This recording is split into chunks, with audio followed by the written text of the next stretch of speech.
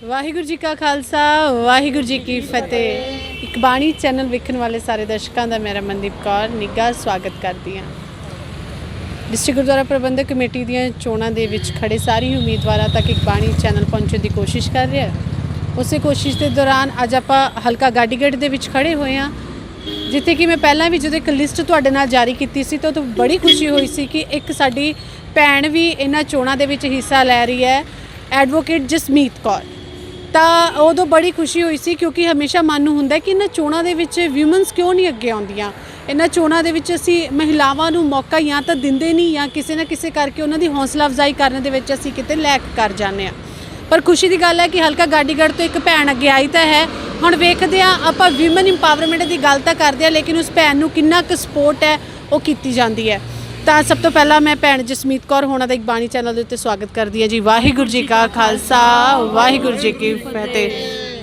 ਵਧਾਈ ਹੈ ਤੁਹਾਨੂੰ, ਮੈਂ ਆਪਣੇ ਤੌਰ ਤੇ ਜ਼ਰੂਰ ਤੁਹਾਨੂੰ ਵਧਾਈ ਦਿਆਂਗੀ ਕਿ ਤੁਸੀਂ ਇੱਕ ਪਹਿਲ ਤੇ ਕੀਤੀ ਹੈ। ਕਿਉਂਕਿ ਇਹਨਾਂ ਚੋਣਾਂ ਦੇ ਵਿੱਚ ਗੱਲ ਕਰੀ ਜਾਵੇ ਖਾਸ ਤੌਰ ਤੇ ਜੰਮੂ ਤੋਂ, ਤਾਂ ਇੱਕ ਸਿਰਫ ਜੇਕਰ ਗੱਲ ਕਰੀ ਜਾਵੇ ਇੱਕ ਭੈਣ ਜਸਮੀਤ ਕੌਰ ਹੀ ਅੱਗੇ ਆਏ ਨੇ। ਪਤਾ ਨਹੀਂ ਕਿਸ ਕਾਰਨ ਕਰਕੇ ਸਾਡੀਆਂ ਭੈਣਾਂ ਇਸ ਚੋਣਾਂ ਦੇ ਵਿੱਚ ਅੱਗੇ ਆਉਂਦੀਆਂ ਨਹੀਂ ਜਾਂ ਆਉਣ ਦਿੱਤਾ ਜਾਂਦਾ ਨਹੀਂ ਹੈ, ਇਹ ਵੀ ਇੱਕ ਬਹੁਤ ਵੱਡਾ ਸਵਾਲ ਹੈ। ਹੁਣ ਇਸ ਜੇਕਰ ਸੰਗਤ ਤੁਹਾਨੂੰ ਸੇਵਾ ਦਾ ਮੌਕਾ ਦਿੰਦੀ ਹੈ ਤਾਂ ਕੀ ਤੁਹਾਡਾ ਮੈਨੀਫੈਸਟੋ ਰਹੇਗਾ, ਕਿਸ ਤਰ੍ਹਾਂ ਦੇ ਨਾਲ ਗੁਰਦੁਆਰਾ ਪ੍ਰਬੰਧਨ ਦੇ ਜਿਹੜੇ ਵਿੱਚ ਤੁਸੀਂ ਆਪਣੇ ਕਾਰਜ ਦੇ ਸਕਦੇ ਹੋ। ਵਾਹਿਗੁਰੂ ਜੀ ਕਾ ਖਾਲਸਾ ਵਾਹਿਗੁਰੂ ਜੀ ਕੀ ਫਤਿਹ। ਸਭ ਤੋਂ ਪਹਿਲਾਂ ਤਾਂ ਮੈਂ ਤੁਹਾਡਾ ਬਹੁਤ ਸ਼ੁਕਰੀਆ ਕਰਦੀ ਹਾਂ ਕਿ ਤੁਸੀਂ ਇੱਥੇ ਆਏ ਹੋ ਅਤੇ ਇਹ ਜਿਹੜੀ ਜਿਤਨੇ ਵੀ ਕੈਂਡੀਡੇਟਸ ਖੜੇ ਹੋਏ ਨੇ ਪੂਰੀ ਈਵਨ ਕਿ ਪੂਰੀ ਜੰਮੂ ਦੇ ਵਿੱਚ ਤੁਸੀਂ ਉਹਨਾਂ ਨੂੰ ਕਵਰੇਜ ਲੈ ਰਹੇ ਹੋ ਅਤੇ ਉਹ ਆਪਣੇ ਜਿਹੜੇ ਉਹਨਾਂ ਦੇ ਵਿਚਾਰ ਨੇ ਉਹ ਤੁਹਾਡੇ ਚੈਨਲ ਦੇ ਥਰੂ ਜਿਹੜੇ ਨੇ ਉਹ ਸਾਰੀ ਸੰਗਤ ਦੇ ਵਿੱਚ ਦੱਸ ਰਹੇ ਨੇ। ਜਿਸ ਤਰ੍ਹਾਂ ਕਿ ਮੈਨੀਫੈਸਟੋ ਦੀ ਗੱਲ ਆਈ ਹੈ, ਸਭ ਤੋਂ ਪਹਿਲਾਂ ਤਾਂ ਮੇਰੇ ਇੱਕ ਜਿਹੜਾ ਮੇਨ ਪੁਆਇੰਟ ਹੈ ਉਹ ਇਹ ਰਹੇਗਾ ਕਿ ਜਦੋਂ ਦਾ ਇਹ ਐਕਟ ਬਣੇਦਾ 50 ਸਾਲ ਹੋ ਗਏ ਹਾਲੇ ਤੱਕ ਸਾਨੂੰ ਜਿਹੜੀ ਹੈ ਇਸਦੀ ਵੀ ਰਿਜ਼ਰਵੇਸ਼ਨ ਨਹੀਂ ਦਿੱਤੀ ਗਈ, ਬਲਕਿ ਰਿਜ਼ਰਵੇਸ਼ਨ ਵੀ ਨਹੀਂ ਦਿੱਤੀ ਗਈ ਅਤੇ ਅਸੀਂ ਆਪਣੇ ਰਾਈਟਸ ਨੂੰ ਖੁੱਲ੍ਹ ਕੇ ਇਸ ਦੇ ਵਿੱਚ ਇੰਜੋਏ ਵੀ ਨਹੀਂ ਕਰ ਪਾਏ ਹਾਂ ਕਿ ਅਸੀਂ ਵੀ ਜਿਹੜੀਆਂ ਇਹਨਾਂ ਚੋਣਾਂ ਦੇ ਵਿੱਚ ਅੱਗੇ ਆਈਏ ਅਤੇ ਅਸੀਂ ਵੀ ਜਿਹੜਾ ਹੈ ਗੁਰਦੁਆਰੇ ਦੀ ਸੇਵਾ ਸੰਭਾਲ ਵੱਲ ਜਿਹੜਾ ਪੂਰਾ ਯੋਗਦਾਨ ਦੇ ਸਕੀਏ। ਅਤੇ ਮੇਰਾ ਸਭ ਤੋਂ ਪਹਿਲਾਂ ਇਹੋ ਪੁਆਇੰਟ ਰਹੇਗਾ ਕਿ ਜਦੋਂ ਮੈਂ ਅੱਗੇ ਚੁਣ ਕੇ ਅੱਗੇ ਜਾਂਦੀ ਹਾਂ ਅਤੇ ਆਪਣੀ ਭੈਣਾਂ ਲਈ ਜਿਹੜੀ ਹੈ 2 ਜਾਂ 3 ਸੀਟਾਂ ਜਿਹੜੀਆਂ ਨੇ ਮੈਂ ਰਿਜ਼ਰਵ ਜ਼ਰੂਰ ਕਰਾਂਗੀ। ਉਸ ਤੋਂ ਬਾਅਦ ਜਿਹੜੇ ਸਾਡੇ ਹਰ ਸਾਲ ਮੇਰੀ ਕੋਸ਼ਿਸ਼ ਰਹੇਗੀ ਕਿ ਬੈਲੈਂਸ ਸ਼ੀਟਾਂ ਬਣਨ ਅਤੇ ਆਡਿਟ ਹੋਏ। ਉਸ ਤੋਂ ਬਾਅਦ ਤੀਸਰਾ ਮੇਰਾ ਮੈਨੀਫੈਸਟੋ ਰਹੇਗਾ ਕਿ ਜਿਤਨੇ ਵੀ ਸਾਡੇ ਰਾਗੀ ਸਿੰਘ ਹਨ, ਸੇਵੇਦਾਰ ਹਨ, ਉਹਨਾਂ ਦੀ ਤਨਖਾਹਾਂ ਬਣਾਈਆਂ ਜਾਣ ਅਤੇ ਉਹਨਾਂ ਦੇ ਜਿਹੜੇ ਬੱਚਿਆਂ ਦੀ ਪੜ੍ਹਾਈ ਦਾ ਖਰਚਾ ਹੈ ਉਹ ਪੂਰਾ ਫ੍ਰੀ ਹੋਏ ਅਤੇ ਉਹਨਾਂ ਨੂੰ ਇੱਕ ਮੈਡੀਕਲ ਏਡ ਵੀ ਦਿੱਤੀ ਜਾਏ। ਕਿਉਂਕਿ ਅੱਜ ਹੀ ਸਵੇਰੇ ਕਿਸੇ ਸੇਵੇਦਾਰ ਜੀ ਨਾਲ ਮੇਰੀ ਗੱਲ ਹੋ ਰਹੀ ਸੀ ਅਤੇ ਉਹ ਕਹਿੰਦੇ ਸੀ ਕਿ ਅਸੀਂ ਇਤਨੇ ਜ਼ਿਆਦਾ ਪਰੇਸ਼ਾਨ ਹੋ ਗਏ ਹਾਂ ਕਿ ਅਸੀਂ ਨਹੀਂ ਚਾਹੁੰਦੇ ਕਿ ਸਾਡੇ ਬੱਚੇ ਇਸ ਪ੍ਰੋਫੈਸ਼ਨ ਦੇ ਵਿੱਚ ਆਉਣ, ਕਿਉਂਕਿ ਅਗਰ ਅਸੀਂ ਇਸ ਬੱਚਿਆਂ ਨੂੰ ਇਸ ਪ੍ਰੋਫੈਸ਼ਨ ਦੇ ਵਿੱਚ ਲਿਆਂਗੇ ਅਸੀਂ ਇਹਨਾਂ ਦਿੱਕਤਾਂ ਅਸੀਂ ਦੇਖ ਰਹੇ ਹਾਂ ਅਤੇ ਸਾਡੇ ਆਉਣ ਵਾਲੇ ਜਿਹੜੇ ਬੱਚੇ ਨੇ ਉਹ ਆਪਣੀ ਰੋਜ਼ੀ ਰੋਟੀ ਜਿਹੜੀ ਹੈ ਉਹ ਕਿਸ ਤਰ੍ਹਾਂ ਚਲਾਉਣਗੇ। ਉਸ ਤੋਂ ਬਾਅਦ ਜਿਹੜਾ ਮੇਰਾ ਮੇਨ ਮੋਟਿਵ ਰਹੇਗਾ ਕਿ ਜਿਹੜੀ ਪੰਜਾਬੀ ਦੇ ਨਾਲ ਸਾਡਾ ਜੰਮੂ ਕਸ਼ਮੀਰ ਦੇ ਵਿੱਚ ਇੱਕ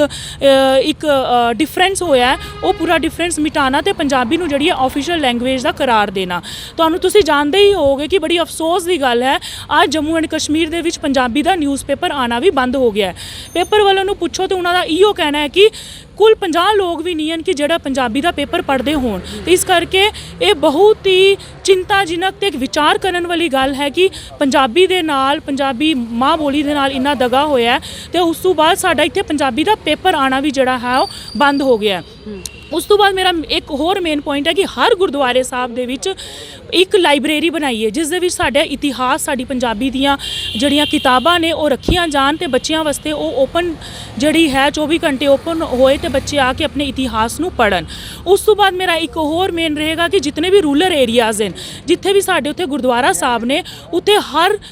ਈਅਰ ਜਿਹੜਾ ਹੈ ਉਹ ਵੱਡੇ ਸਮਾਗਮ ਕਰਾਣੇ ਅਤੇ ਜਿਤਨੇ ਵੀ ਉੱਥੇ ਲੋਕਲ ਯੂਥ ਹੈ ਉਹਨਾਂ ਨੂੰ ਮੋਟੀਵੇਟ ਕਰਨਾ ਅਤੇ ਸਿੱਖੀ ਦੇ ਪਾਸੇ ਜੋੜਨਾ ਅਤੇ ਜਿਹੜਾ ਨਸ਼ਾ ਅੱਜ ਕੱਲ੍ਹ ਫੈਲ ਰਿਹਾ ਹੈ ਉਸ ਦੇ ਵੀ ਜਿਹੜੀ ਹੈ ਰੋਕਥਾਮ ਲਗਾਉਣੀ। ਉਸ ਤੋਂ ਬਾਅਦ ਮੇਰਾ ਇੱਕ ਹੋਰ ਇਸ ਦੇ ਵਿੱਚ ਰਹੇਗਾ ਕਿ ਅਸੀਂ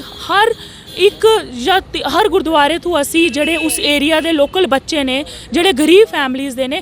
2 ਜਾਂ 3 ਬੱਚੇ ਜਿਹੜੇ ਨੇ ਅਸੀਂ ਉਹਨਾਂ ਨੂੰ ਅਡੋਪਟ ਕਰੀਏ ਅਤੇ ਉਹਨਾਂ ਦੀ ਪੜ੍ਹਾਈ ਦਾ ਪੂਰਾ ਖਰਚਾ, ਉਹਨਾਂ ਦੀ ਮੈਡੀਕਲ ਏਜ, ਉਹਨਾਂ ਨੂੰ ਇੱਕ ਅੱਛਾ ਅਫਸਰ ਬਣਾਈਏ ਜਿਹੜੇ ਕਿ ਇਕਨੋਮਿਕ ਤੌਰ 'ਤੇ ਜਿਹੜੇ ਬੱਚੇ ਨੇ ਉਹ ਵੀਕ ਨੇ। ਉਸ ਤੋਂ ਬਾਅਦ ਮੇਰਾ ਰਹੇਗਾ ਅਗਰ ਕਿਸੇ ਵੀ ਏਰੀਆ ਦੇ ਵਿੱਚ ਮੇਰੀ ਭੈਣ ਅਗਰ ਛੋਟੀ ਉਮਰ ਦੇ ਵਿੱਚ ਵਿਡੋ ਹੋ ਜਾਂਦੀ ਹੈ ਜਾਂ ਤਾਂ ਫਿਰ ਉਸਦੇ ਨਾਲ ਕੁਝ ਫੈਮਲੀ ਦੇ ਵਿੱਚ ਕੁਝ ਇਸ ਤਰ੍ਹਾਂ ਦਾ ਕੁਝ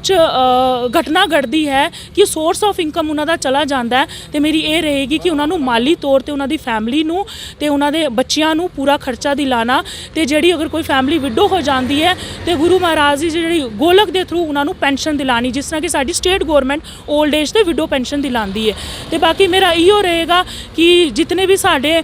ਗੁਰਦੁਆਰੇ ਸਾਹਿਬ ਦੀ ਦਾ ਜਿਤਨਾ ਵੀ ਚੜਾਵਾ ਚੜ੍ਹਦਾ ਹੈ ਤੇ ਉਹਨਾਂ ਦੀ ਮੈਂ ਇੱਕ ਕਸਟੋਡੀਅਨ ਬਣ ਕੇ ਉਹਨਾਂ ਦੀ ਮੈਂ ਅੱਗੇ ਜਿਹੜਾ ਹੈ ਗਾਰਡ ਬਣ ਕੇ ਮੈਂ ਉਹਨਾਂ ਦੀ ਜਿਹੜੀ ਹੈ ਸੇਵਾ ਕਰਾਂ। ਜੀ ਜੀ ਬਿਲਕੁਲ। ਤੇ ਇੱਕ ਵਾਰੀ ਤੁਸੀਂ ਜਿਸ ਤਰ੍ਹਾਂ ਦੇ ਨਾਲ ਤੁਸੀਂ ਆਪਣਾ ਮੈਨੀਫੈਸਟੋ ਸਾਂਝਾ ਕੀਤਾ ਕਿ ਇਹ ਸੇਵਾਵਾਂ ਜਿਹੜੀਆਂ ਰਹਿਣਗੀਆਂ ਜੇਕਰ ਤੁਹਾਨੂੰ ਸੰਗਤ ਮੌਕਾ ਦਿੰਦੀ ਹੈ ਤਾਂ, ਔਰ ਕੀ ਕਹਿਣਾ ਚਾਹੋਗੇ ਇਹ ਸੇਵਾਵਾਂ ਵੀ ਤੁਸੀਂ ਜਿਹੜੀਆਂ ਕਹੀਆਂ ਨੇ ਕਿ ਚਲੋ ਗੁਰਦੁਆਰਾ ਪ੍ਰਬੰਧਨਾਂ ਦੇ ਵਿੱਚ ਇਹਨਾਂ ਨੂੰ ਸ਼ਾਮਲ ਕੀਤਾ ਜਾਣਾ ਚਾਹੀਦਾ, ਪਰ ਲੇਕਿਨ ਉਸ ਦੂਸਰਾ ਇੱਕ ਪੱਖ ਇਹਦਾ ਇਹ ਵੀ ਹੈ ਕਿ ਕੀ ਕਹਿੰਦੇ ਹੋ ਕਿ ਡਿਸਟ੍ਰਿਕਟ ਗੁਰਦੁਆਰਾ ਪ੍ਰਬੰਧਕ ਕਮੇਟੀ ਦੀਆਂ ਚੋਣਾਂ ਦੇ ਵਿੱਚ ਵੱਧ ਤੋਂ ਵੱਧ ਇਹ ਨਹੀਂ ਹੈ ਕਿ ਆਪਾਂ ਜ਼ਿਆਦਾਤਰ ਦੇਖਦੇ ਹਾਂ, ਚਾਹੇ ਕੈਂਪੇਨ ਹੁੰਦੀ ਹੋਵੇ ਚਾਹੇ ਜਿੱਥੇ ਮਰਜ਼ੀ ਹੁੰਦੀ ਹੋਵੇ, ਜ਼ਿਆਦਾ ਇਸ ਦੇ ਵਿੱਚ ਇੰਟਰਸਟ ਮੇਲਸ ਦਾ ਹੀ ਰਹਿੰਦਾ ਹੈ ਨਾ ਹਰ ਇੱਕ, ਕਿਉਂਕਿ ਪਤਾ ਨਹੀਂ ਕਿਤੇ ਨਾ ਕਿਤੇ ਸਾਡੀ ਸੋਚ ਹੈ ਕਿ ਪੁਰਖ ਪ੍ਰਧਾਨ ਦੇਸ਼, ਅਸੀਂ ਆਪਣੀ ਸੋਚ ਨੂੰ ਬਣਾ ਲਿਆ ਹੋਇਆ ਪੁਰਖ ਪ੍ਰਧਾਨ। ਤੁਹਾਡੀ ਇਹ ਅਪੀਲ ਵਿਊਮਨਸ ਨੂੰ ਕੀ ਰਹੇਗੀ ਕਿ ਕਿਸ ਤਰ੍ਹਾਂ ਦੇ ਨਾਲ ਵੋਟ ਪਾਉਣ ਦੇ ਲਈ ਬਾਹਰ ਆਉਣਾ ਚਾਹੀਦਾ ਹੈ, ਆਪਣੀ ਵੋਟ ਕਾਸਟ ਕਰੋ, ਕਿਉਂਕਿ ਤੁਹਾਡੇ ਵੋਟ ਨਾਲ ਵੀ ਫਰਕ ਪੈਂਦਾ ਹੈ ਨਾ, ਔਰਤਾਂ ਨੂੰ ਵੀ ਘਰਾਂ ਤੋਂ ਬਾਹਰ ਆਉਣਾ ਚਾਹੀਦਾ ਹੈ। ਕੀ ਦੇਖਦੇ ਹੋ ਇਸ ਚੀਜ਼? ਦੇਖੋ ਸਾਡੇ ਗੁਰੂ ਨਾਨਕ ਪਾਤਸ਼ਾਹ ਜੀ ਨੇ ਤੇ ਬਿਲਕੁਲ ਕਲੀਅਰ ਕਰ ਦਿੱਤਾ ਸੀ ਕਿ ਸੋ ਕਿਉ ਮੰਦਾ ਆਖੀਐ ਜੀ ਜੰਮੈ ਰਾਜਾਨ। ਗੁਰੂ ਗੋਬਿੰਦ ਸਿੰਘ ਜੀ ਨੇ ਜਦੋਂ ਅੰਮ੍ਰਿਤ ਛਕਾਇਆ ਤੇ ਉਹਨਾਂ ਨੇ ਇਹ ਨਹੀਂ ਦੇਖਿਆ ਕਿ ਇਹ ਪੁਰਸ਼ ਜਾਤੀ ਹੈ ਜਾਂ ਤੇ ਫਿਰ ਇਹ ਕੋਈ ਔਰਤ ਜਾਤ ਹੈ, ਉਹਨਾਂ ਨੇ ਦੋਨਾਂ ਨੂੰ ਬਰਾਬਰੀ ਜਿਹੜਾ ਹੈ ਉਹਨਾਂ ਦਾ ਹਿੱਸਾ ਦਿੱਤਾ। ਤੇ ਸਿੱਖ ਧਰਮ ਹੀ ਇੱਕ ਐਸਾ ਧਰਮ ਹੈ ਜਿਸ ਨੇ ਇਕੁਐਲਿਟੀ ਦੀ ਗੱਲ ਕੀਤੀ ਹੈ ਔਰਤ ਤੇ ਪੁਰਸ਼ ਜਾਤ ਦੀ। ਲੇਕਿਨ ਬੜੀ ਹੀ ਅਫਸੋਸ ਦੀ ਗੱਲ ਹੈ ਕਿ 50 ਸਾਲ ਹੋ ਗਏ ਨੇ, ਮੇਰੀ ਹਾਲੇ ਵੀ ਕੋਈ ਵੀ ਭੈਣ ਜਿਹੜੀ ਹੈ ਗੁਰਦੁਆਰੇ ਦੀ ਸੇਵਾ ਲਈ ਅੱਗੇ ਨਹੀਂ ਆਈ। ਤੇ ਮੈਂ ਆਪਣੀ ਭੈਣਾਂ ਨੂੰ ਤੁਹਾਡੇ ਚੈਨਲ ਦੇ ਥਰੂ ਇਹੋ ਇੱਕ ਮੈਸੇਜ ਦੇਣਾ ਚਾਹਾਂਗੀ ਕਿ ਇਹਨਾਂ ਚੋਣਾਂ ਦੇ ਵਿੱਚ ਜਿਹੜਾ ਹੈ ਵੱਧ ਤੋਂ ਵੱਧ ਜਿਹੜਾ ਉਹ ਹਿੱਸਾ ਲੈਣ, ਵੱਧ ਚੜ੍ਹ ਕੇ ਆਉਣ, ਤੇ ਇੱਕ ਮੈਂ ਕਹਿੰਦੀ ਹਾਂ ਇੱਕੋ ਆਪਣੀ ਇੱਕ ਮਾਤਰ ਸ਼ਕਤੀ ਜਿਹੜੀ ਉਹ ਸ਼ੋਅ ਕਰ ਸਕਣ। ਤੇ ਮੈਂ ਆਪਣੀ ਸਾਰੀਆਂ ਭੈਣਾਂ ਦੇ ਅੱਗੇ ਤੁਹਾਡੇ ਚੈਨਲ ਦੇ ਥਰੂ ਇਹ ਆਸ ਕਰਦੀ ਹਾਂ ਕਿ ਉਹ ਮੇਰੀ ਆਵਾਜ਼ ਬਣ ਕੇ ਅੱਗੇ ਆਉਣਗੀਆਂ ਤੇ ਮੈਨੂੰ ਜ਼ਰੂਰ ਜਿਤਾਉਣਗੀਆਂ, ਕਾਮਯਾਬ ਬਣਾਉਣਗੀਆਂ। ਐਟਲੀਸਟ ਪਹਿਲੀ ਵਾਰ ਜੰਮੂ ਕਸ਼ਮੀਰ ਵਿੱਚ ਅਗਰ ਇੱਕ ਔਰਤ ਖੜੀ ਹੋਈ ਹੈ ਤੇ ਮੈਂ ਚਾਹੁੰਦੀ ਹਾਂ ਕਿ ਮੇਰੇ ਜਿਤਨਾ ਵੀ ਨੌਜਵਾਨ ਯੂਥ ਹੈ, ਮੇਰੇ ਜਿਤਨੇ ਵੀ ਭਰਾ ਨੇ, ਮੇਰੇ ਬਜ਼ੁਰਗ ਨੇ, ਮੈਨੂੰ ਆਸ਼ੀਰਵਾਦ ਦੇਣ, ਭਰਾ ਮੇਰਾ ਸਾਥ ਦੇਣ ਤੇ ਭੈਣਾਂ ਮੇਰੇ ਕੰਧੇ ਤੋਂ ਕੰਧੇ ਮਿਲਾ ਕੇ ਚੱਲਣ, ਤਾਂ ਕਿ ਅਸੀਂ ਜਿਹੜੀ ਗੁਰੂ ਨਾਨਕ ਪਾਤਸ਼ਾਹ ਜੀ ਨੇ ਇੱਕ ਇਕੁਐਲਿਟੀ ਦੀ ਗੱਲ ਕੀਤੀ ਸੀ, ਇਕੁਐਲਿਟੀ ਆਫ ਜੈਂਡਰ ਦੀ ਗੱਲ ਕੀਤੀ ਸੀ, ਅਸੀਂ ਉਸ ਨੂੰ ਇੱਕ ਸਹੀ ਤੌਰ ਤੇ ਇਸ ਵਾਰ ਜਿਹੜਾ ਇੰਪਲੀਮੈਂਟ ਕਰੀਏ। ਜੀ ਇੱਕ ਵਾਰੀ ਤੁਸੀਂ ਸੰਗਤਾਂ ਨੂੰ ਅਪੀਲ ਵੀ ਕਰ ਦਿਓ ਆਪਣਾ ਚੋਣ ਨਿਸ਼ਾਨ ਤੇ ਆਪਦਾ ਹਲਕਾ ਵੀ।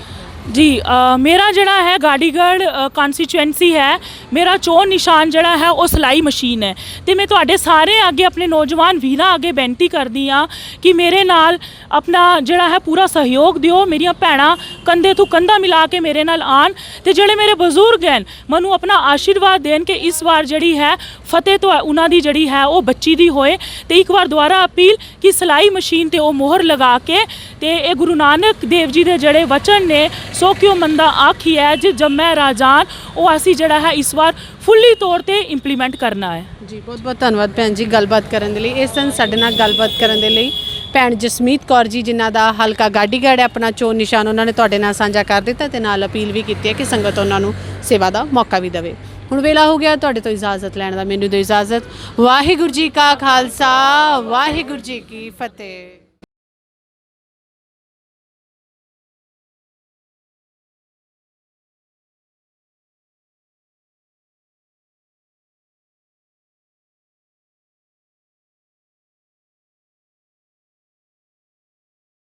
रंग